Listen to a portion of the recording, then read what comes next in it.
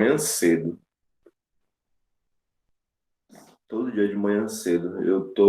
Eu começo a me preparar, fazer minhas coisas aqui para começar a aula, né? Ligo o computador, ajeito o celular, os livros, tudo que eu vou usar durante o dia. Aí pronto. Aí do nada começa a sentir aquela vontade de espirrar. Aí, pronto. Foi um espirro, vai em sequência. Tarará, tarará, tarará, tarará, tarará. A rinite ataca. Tio, é alergia, né? Hã? É alergia, né? É rinite. Eu também tenho. Tio, eu comprei. Eu não, né? Minha mãe comprou um remédio maravilhoso. Aí eu tomo às vezes todo dia. E ela fala que não faz bem tomar todo dia. Mas eu não tô tendo mais rinite tão cedo. Eu por mim Qual tomava dois por dia. Só pra valer pelo outro. é o que? É comprimido ou é de Comprimido. A falar? bombinha eu odeio. A bombinha eu não uso nem que me paguem. Não. É porque eu fui desenvolver rinite só recentemente, coisa de, sei lá, uns 3, 4 anos para cá. Antes eu nunca tive, não. O nome do remédio é Histamin. É Histamin. Eu fui pra casa Histamina. da minha amiga e eu com medo de ir lá ter ataque de rinite. Aí eu levei ele no bolso. Porque vai que ela pensa que é corona. Aí eu levei no bolso.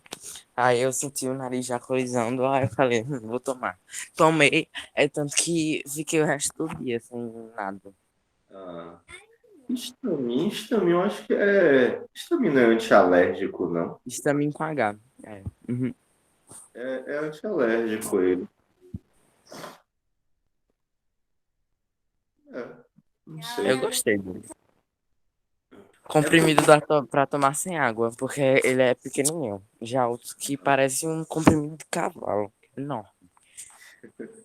Falar em tomar água. Peraí, deixa eu pegar minha garrafinha de água aqui, que é bom. Peraí. Grátis.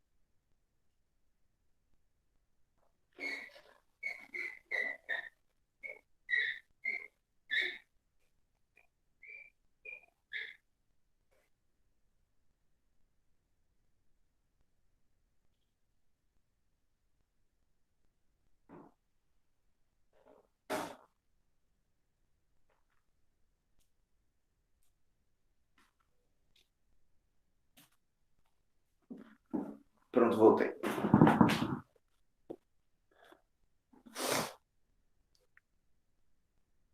Garrafinha de água.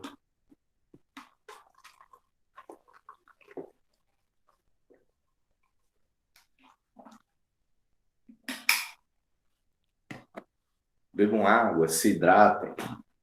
Importante. Deixa eu fazer a chamada aqui. Galera que já está na sala. Essa primeira aula de história. Eu tinha chegado a comentar com vocês que eu ia fazer o primeiro horário de história e o segundo de artes. Hoje é Certo. sexta-feira. Deixa eu ver. Ana Beatriz não está.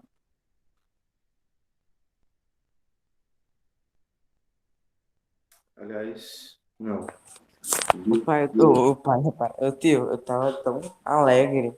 Até que chegou meu pai e cortou minha alegria. Que raiva, mano. O que foi que Ele ele vai fez? viajar. Ai, beleza. É, ele vai viajar esse final de semana, que é dele, só pra você ver. Porque ele gosta de tocar, sabe, esse negócio, o instrumento. Eu odeio barulho. Eu escuto música na minha, porque só tá eu, não sei o quê. Mas eu odeio barulho. Pra mim, instrumento é barulho. Aí só sei que. Só sei. Quem é que senta com o pé na cadeira? Não sei. Aí só sei que ele vai viajar. E eu nunca gostei desse pessoal que ele vai tocar. Tipo, tem algumas pessoas que são legais, só que outras têm. Não é que são chatas, os filhos que são insuportáveis. Aí eu. Não, beleza, eu vou porque é só sábado. Não tinha como eu ficar com minha mãe porque ela vai estar trabalhando sábado, até meio-dia. Aí só sei que ele diz que vai dormir lá. Aí eu vou ter que ficar com quem? Na casa da minha avó. E eu não gosto de ficar na casa da minha avó porque lá só tem velho, não tem ninguém. Aí vai ficar eu, dois velhos, Vou no minha instante tia, que é amigo. chata, e meu Isso mesmo. irmão, que fica me enchendo o saco. É só Até meio-dia, aí eu tenho que ficar com minha mãe, que vai estar lá com o macho dela, que eu odeio. Aí pronto. Aí lascou, final de semana perdido com sucesso. E meu final de semana, na minha cabeça, eu tava planejando em jogar o resto da tarde, entendeu? Com meu amigo. Só que aí eu já vou ter que falar pra ele que eu vou cancelar. Porque sábado e domingo eu vou estar na casa da minha mãe. Que legal. É, né? Problemas da vida de um adolescente.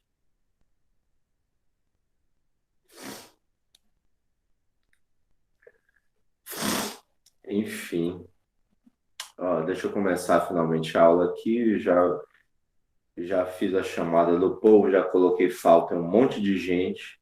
Mentira, porque o povo faltou mesmo.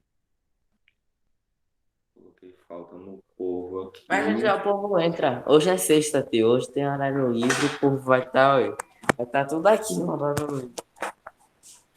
É, não, tanto que eu faço a chamada agora no início da aula, mas à medida que o pessoal vai chegando, eu já abro aqui a planilha novamente e coloco falta ou presença.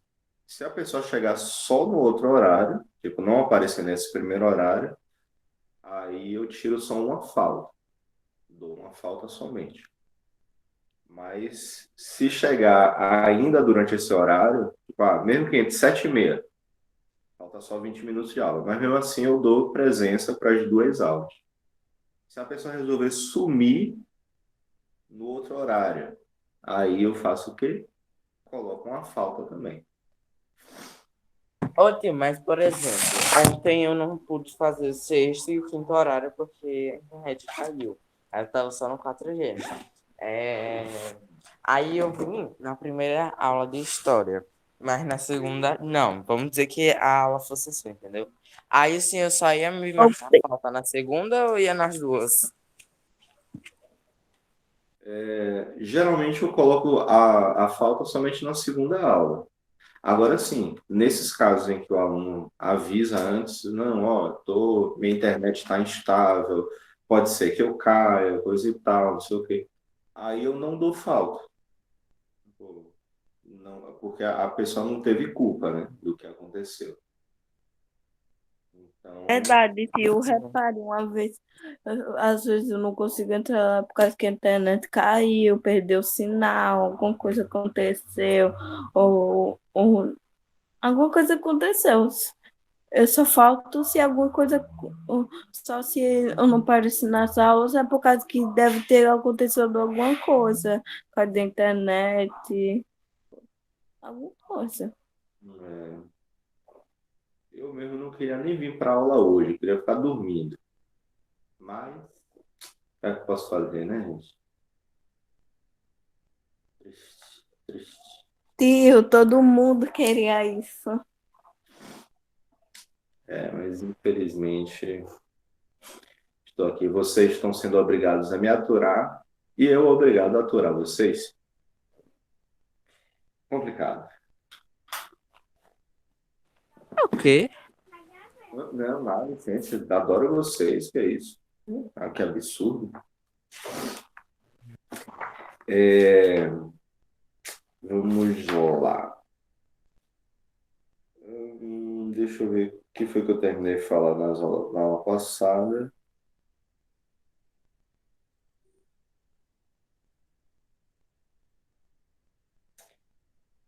Sim. Se eu não me engano, na aula passada eu terminei falando sobre o Domingos Calabar, Domingos Fernandes Calabar. Se eu não me engano, foi isso. Na página 187. Deixa eu colocar aqui no chat. Página 187. Eu tinha falado a respeito do Fernando Calabar enquanto traidor, traidor da nação luso-brasileira, no caso, né? Porque ele começou a ajudar os holandeses. E aí a gente fez aquela discussão falando justamente que é tipo aquela galera que quem paga mais, né? Pagou mais, eu vou passar para o outro lado. Então, o Calabar fez isso, mas no final das contas ele acabou sendo pego pelas tropas militares luso-portuguesas, luso-brasileiras, e foi condenado à morte, foi esquartejado, e claro, como sempre, como fazia parte da justiça, a moda da justiça na época, foi exposto em praça pública para que outras pessoas, ao verem que ele foi um traidor, pudessem ter o sentimento, ter a sensação de medo também. Né? Então, tipo, o cara pegar, é exposto em praça pública, é humilhado, ali não basta somente morrer, tem que ser humilhado também, para que o restante da população que estivesse passando por ali, para aquela praça, para aqueles locais, pudessem ver que um traidor da nação, um traidor da pátria, ele vai acabar tendo o mesmo fim. Né? Então, foi o que aconteceu com Domingos Fernandes Calabar. Foi o que aconteceu com, por exemplo, Tiradentes.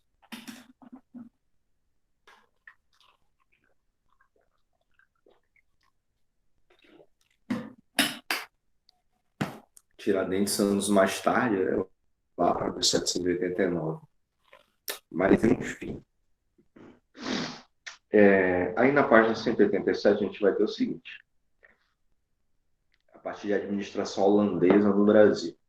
Em 1637, a Companhia das Índias Ocidentais enviou ao Brasil o nobre europeu Maurício de Nassau, com a tarefa de administrar as terras conquistadas e reorganizar a produção açucareira. Nassau estabeleceu a sede do governo em Recife e realizou uma revolução na paisagem da cidade, modernizando-a. Implantou o calçamento de ruas e o saneamento urbano, construiu pontes de grandes dimensões, ergueu palácios, criou jardins botânicos.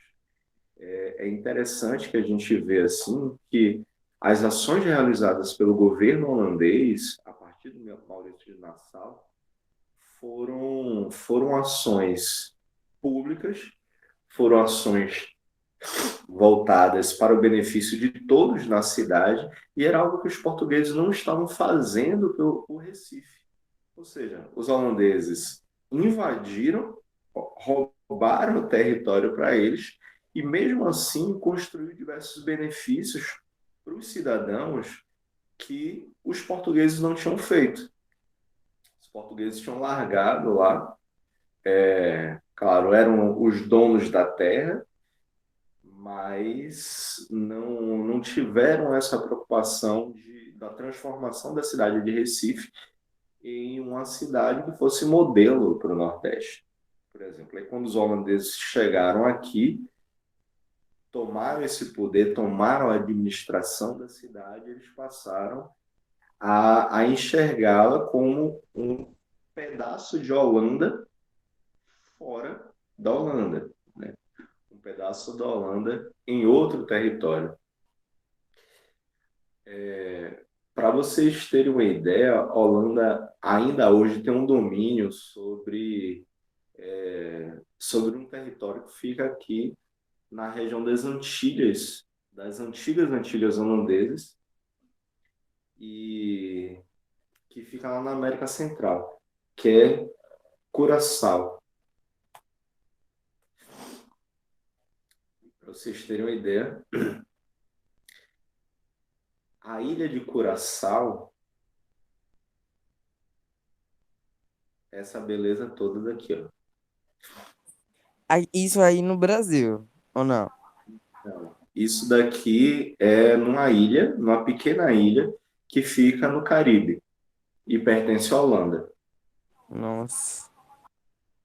Mas, tipo, as casinhas coloridas acabam lembrando muito, tipo, A casa, Recife mesmo, o centro tio, a histórico de casa Recife. colorida é muito bonita. Eu não sei por quê, eu acho que o meu mundo deveria ser colorido, tipo, muito colorido. Aí, Eu ó, acho bem que bonito. coisa. Parece desenho animado. É, parece. Você Tem também, um hotel que é talvez, de a Lego foto. e tudo é de Lego. Hum, aí, ó, As casas são tudo coloridinhas, é tão bonitinho. Queria ir pra lá. Eu acho que fica na Polônia, não lembro. oxe, hum, aqui, ó, Curaçao. É grande, não deveria ser uma ilha, não. É muito grande pra uma ilha. Aqui, ó, Ah, tá, eu achava que era o quadradão. é o Entendi. quadradinho. Só que aí eles aumentaram para a gente poder ver assim como é a divisão da ilha.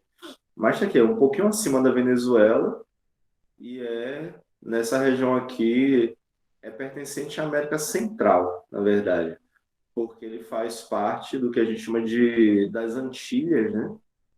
Que vai chegar até essa parte daqui da República Dominicana, do Haiti, Porto Rico, Jamaica. Então, parte desse território aqui fez parte das Antilhas Holandesas. Trinidade e Tobago também, que é um país, uma ilha pequenininha. Aruba. Aruba é bem famosa também. Ô, tio, eu tô morrendo de rir. Minha professora de Júlia mandou um trabalho pra falar sobre, tipo, o que tá acontecendo no mundo, entendeu? Aí, enquanto várias pessoas falaram sobre coronavírus, aí a Júlia falou sobre aquecimento global, que falei pra falar sobre isso. O dela foi mais diferenciado da turma. Ah, Deu mas pra é ver que não foi ela importante que falar. comprou o coisa. Chegou aqui. Curaçao apareceu uma cachaça.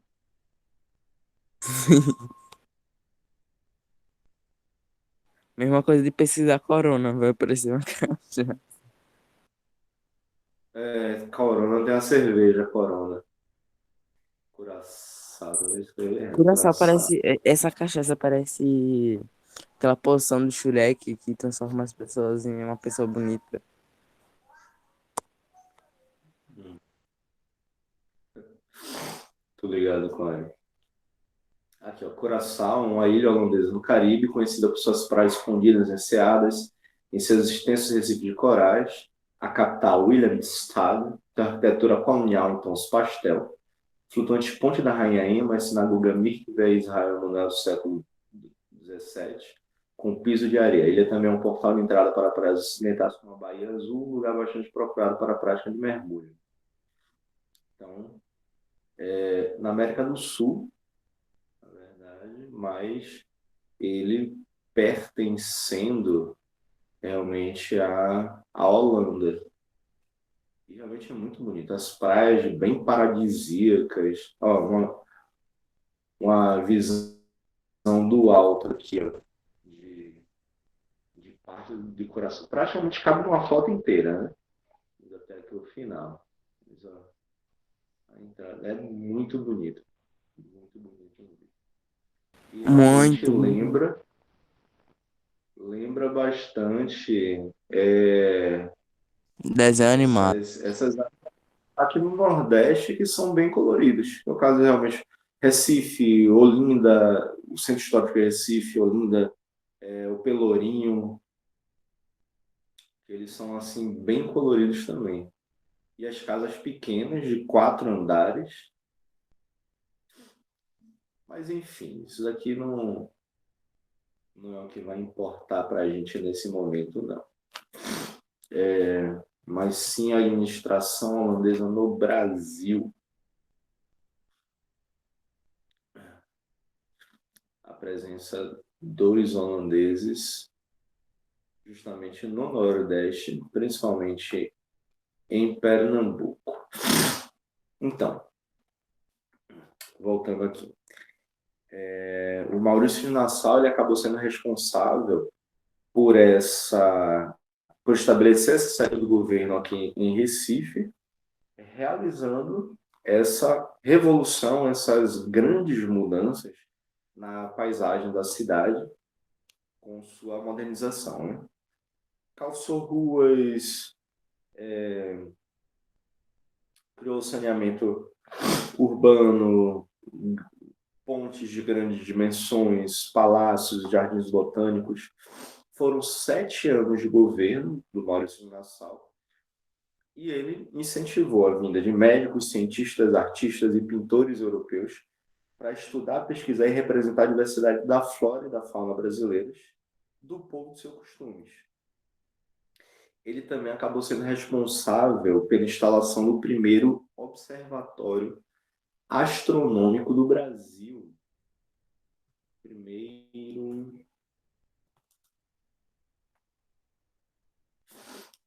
Primeiro observatório astronômico do Brasil, apesar de que, se jogar aqui no mapa, ele vai mostrar no Rio de Janeiro, só que ele vai ficar em Pernambuco.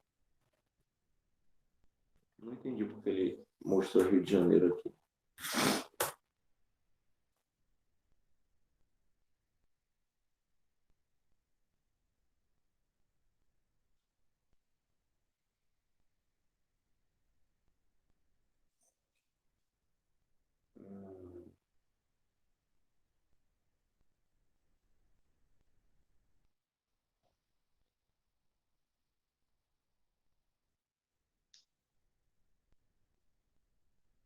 Vou montar a plaquinha aqui. Se o povo disser que fica no Rio de Janeiro, é fake news, ok?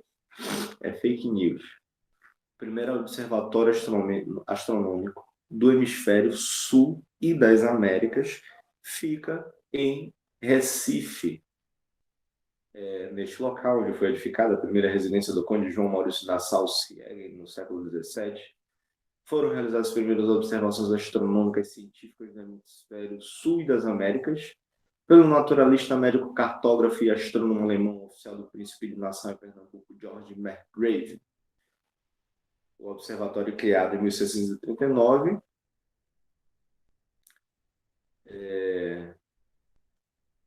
realizou observações, também utilizou pela primeira vez a luneta, tubos, para fins astronômicos no Novo Mundo, em Ok, 1640. guys. E aí vocês sabem que Novo Mundo se refere justamente à América, às Américas. Quando os europeus chegaram aqui, eles passaram a chamar as Américas como Novo Mundo. E a Oceania, descoberta lá para 1700, lavagem de chapéu de couro, foi chamada de Novíssimo Mundo, que foi o último continente a ser descoberto. E o deles, claro, é chamado Velho Continente, os europeus. Mas, enfim, então se alguém chegar e disser que o primeiro observatório astronômico do Brasil, do hemisfério sul do Brasil, ficou no Rio de Janeiro, vocês já podem quebrar a pessoa na porrada e chamar ela de mentirosa.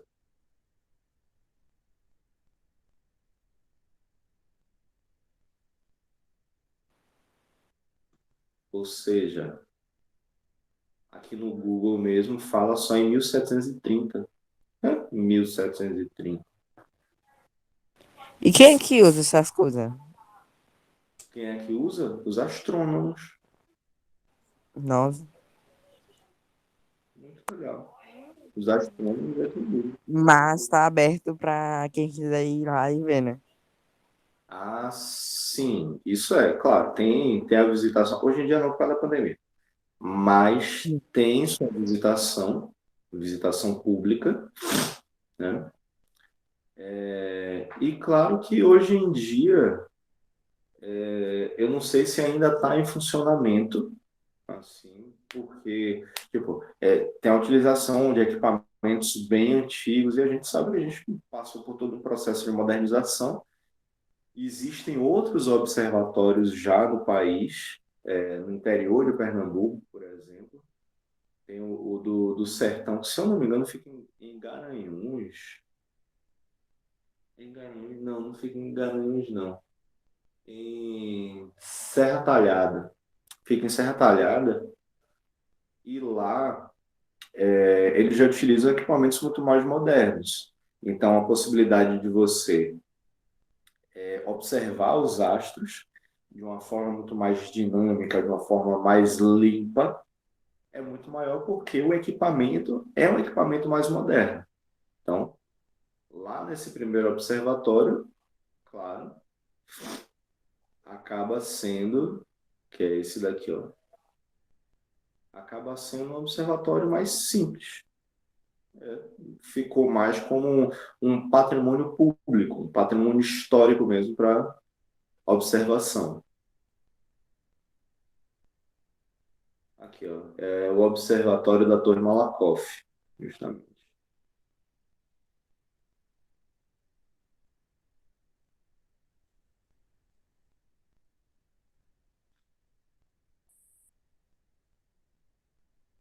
A Torre Malakoff, observatório da Torre Malakoff. Antigo, né, tio? Muito antigo, né? Exatamente. Bastante antigo. Claro, foi de 1639. Enfim, procurando manter boas relações com os senhores de engenho, a aliança necessária para garantir a produção colonial e os lucros holandeses, formou um governo com membros holandeses, portugueses e brasileiros. Então, Maurício de Nassau, nessa tentativa de manter um bom contato com os senhores de engenho, afinal de contas, pô, o cara chegou, invadiu, dominou o território ali e não poderia simplesmente chegar e sair destruindo tudo, até porque ele tinha a intenção de explorar o local. Então, se chegando aqui já existiam os senhores de engenho, ele falou, opa, não, peraí, eu vou dominar o território, mas vou dialogar com essa galera para que todos saiam ganhando alguma coisa. Então, ele organizou essa administração local, mantendo um diálogo constante com os portugueses que ficaram ali no Recife, com os senhores de engenho, também os grandes latifundiários, né? Fossem eles brasileiros, portugueses ou luso-brasileiros, e também, claro, com o contato com os brasileiros. Afinal de contas, é justamente a produção de cana-de-açúcar, a produção dos engenhos, que vai gerar a maior parte do lucro no Nordeste. A maior parte do lucro em Pernambuco vai vir justamente dos engenhos de açúcar e isso vai dar dinheiro não somente para os senhores de engenho, mas vai dar principalmente para quem é o dono do território, o administrador do território, nesse caso os holandeses. E essa era a primeira intenção dos holandeses. Ele vai estimular a agricultura de subsistência e concedeu empréstimos para a reconstrução dos engenhos e para a compra de novos escravos. Então, ele investiu pesado aqui, né? Porque a cana-de-açúcar naquele momento era o principal produto de exportação do Brasil para outros países e era o real interesse dos holandeses quando eles chegaram e dominaram esse pedaço de território aqui no Brasil. eles permitiram ainda a liberdade religiosa, evitando confrontos entre a população local, que era de maioria católica. Aí vocês lembram das missões jesuíticas? Os portugueses, em sua grande maioria, eles eram católicos, então eles trouxeram a religião católica para o Brasil, implantando, fossem nas comunidades indígenas, através das missões jesuíticas, fosse junto aos escravos, aos negros africanos escravizados, uma tentativa de catequização, de controle deles também, dizendo que, porque o catolicismo é a religião correta, e falavam essas coisas,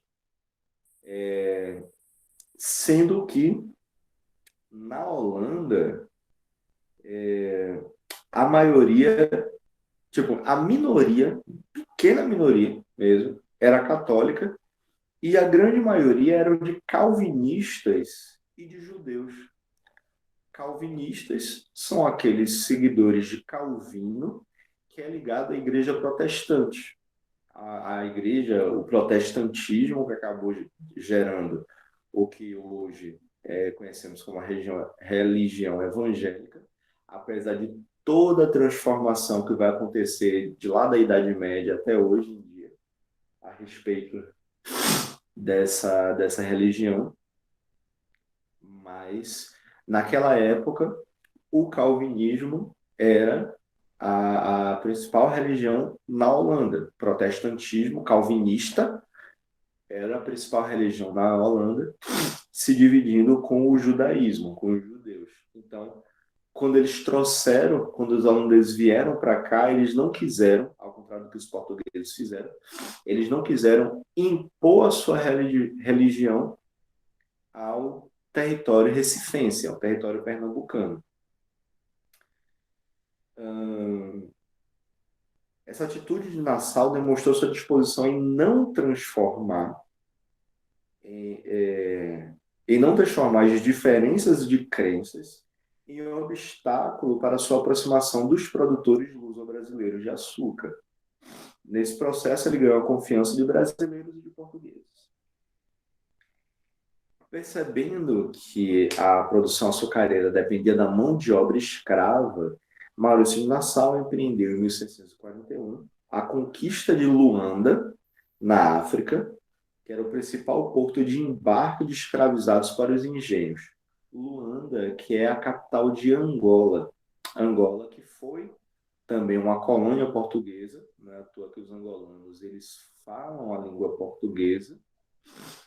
Então, naquele momento, na história da escravidão, principalmente, era justamente o porto de Luanda o principal porto de saída dos navios negreiros para o Brasil. Então, os holandeses, como grande parte desses navios aportavam aqui no Nordeste, principalmente Bahia e Pernambuco, né? Os holandeses, eles conquistaram, eles fizeram esse empreendimento, eles foram lá, invadiram Angola e conquistaram também essa região, para que eles pudessem ter o domínio desse porto e o controle da saída de navios negreiros de lá, do porto de Luanda, em direção a Recife. Só que, claro, no entanto, após alguns anos, a Companhia das Índias Ocidentais começou a ficar descontente com o governo de Nassau, pois almejava a ampliação dos lucros e considerava as obras públicas dispendiosas e desnecessárias. A Companhia das Índias Ocidentais foi aquela companhia criada com a intenção de exploração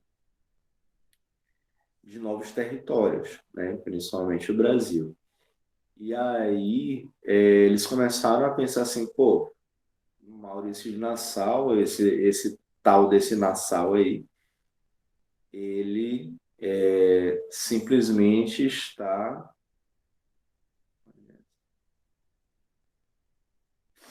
esse tal desse Maurício de Nassau, ele simplesmente está investindo demais em Recife.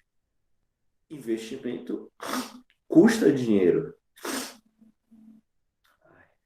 Investimento custa dinheiro. Então, ele está gastando dinheiro demais com Recife, que poderia ser utilizado em outras coisas. Então, ficaram descontentes com a administração do Maurício de Nassau por conta disso, enxergando que isso era desnecessário, era dispendioso, muito caro, e desnecessário, afinal de contas, pô, a gente está nessa terra somente para explorar. Vai investir, vai deixar bonitinho para quê? Eles temiam também que ele se aproveitasse de sua popularidade e formasse um reino independente nas terras sob sua administração. Então, a principal preocupação, na verdade, não era porque simplesmente ele estava construindo uma cidade. Ele estava investindo em Recife, investindo em Pernambuco, né? Os participantes da Companhia das Índias Ocidentais, lembrando que quem formou a Companhia das Índias Ocidentais foram os grandes comerciantes e os grandes banqueiros da Holanda. Então, eles tinham interesses privados nisso. Eles começaram a se preocupar com essa popularidade do Maurício de Nassau, o crescimento dele, e aí ficou imaginando assim, pô, esse cara ele vai conquistar o povo, sendo um cara popular, assim, investindo tanto na cidade, o pessoal vai gostar dele e vai querer manter ele no poder. Pode ser através da própria atitude do Maurício de Nassau, pode ser pela própria atitude do povo. Então, de repente, o Maurício de Nassau pode dar um golpe na gente, o golpe está aí, cai quem quer. Dá um golpe na Companhia das Índias, dá um golpe nessa elite holandesa que criou a Companhia das Índias Ocidentais e simplesmente determinar que esse novo território fora da Holanda, esse território no Brasil, passe a se tornar um território independente, que não seja nem português, brasileiro, no caso, nem holandês. Um território à parte, em que o grande líder da nação vai ser o Maurício de Nassau. O rei de Pernambuco se tornaria o Maurício de Nassau. Essa era a preocupação do pessoal da Companhia das Índias Ocidentais. E é por isso que eles justificaram essa história de as obras dispendiosas, obras desnecessárias. Na verdade, não é que fossem caras e desnecessárias, mas sim porque eles imaginavam que é um local que unicamente deveria ser voltado para a exploração.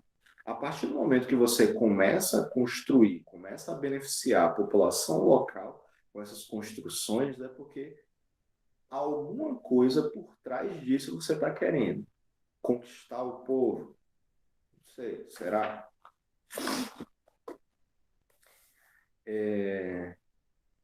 A comitiva de artistas e cientistas que chegou ao Brasil em 1637, por ordem de Nassau, teve como um de seus principais integrantes o jovem artista Frans Pols, que nasceu na Holanda em 1612. Pintor, desenhista, gravurista, ficou encarregado de documentar os territórios brasileiros ocupados por holandeses, a arquitetura militar e civil e as cenas de batalhas travadas nas conquistas. Em 1644, retornou à Holanda e, com a seleção dos números de desenhos que retratavam o Brasil, ilustrou o livro Herumperoktenion in Brasília, de Gaspar Barléu, publicação em 1647, que relata os feitos do governo Maurício Nassau. E aí, na página 188, vocês vão ver algumas imagens, algumas gravuras que foram pintadas por esse Frans Pols,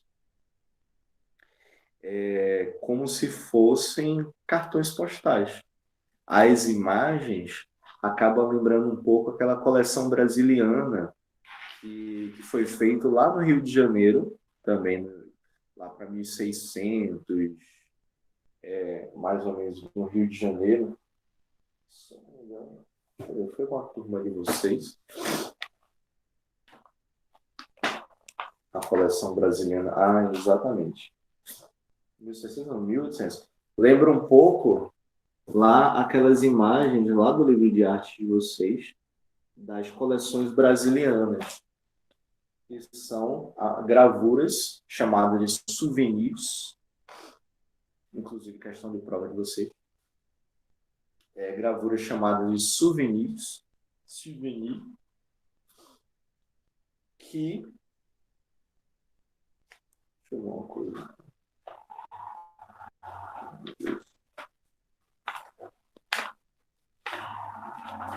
É isso mesmo. Gravuras chamadas de souvenirs, que são cartões postais. Então,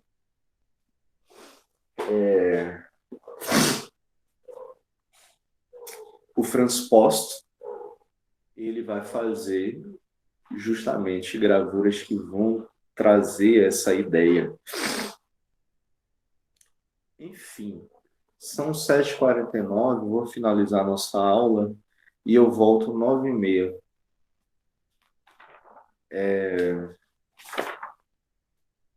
Aí 9h30 eu vou terminar essa última página, 189, num pedaço da aula. Na outra parte eu vou falar um pouquinho de um trecho que ficou faltando no livro de artes de vocês também.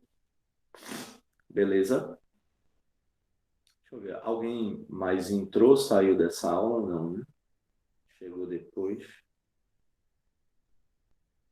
Pedro Leonardo já estava na aula.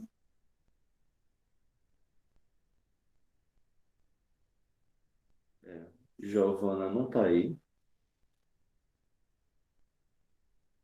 E Bia da Frente faltou.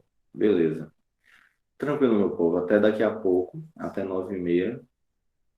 E o golpe tá aí. Cai quem quer.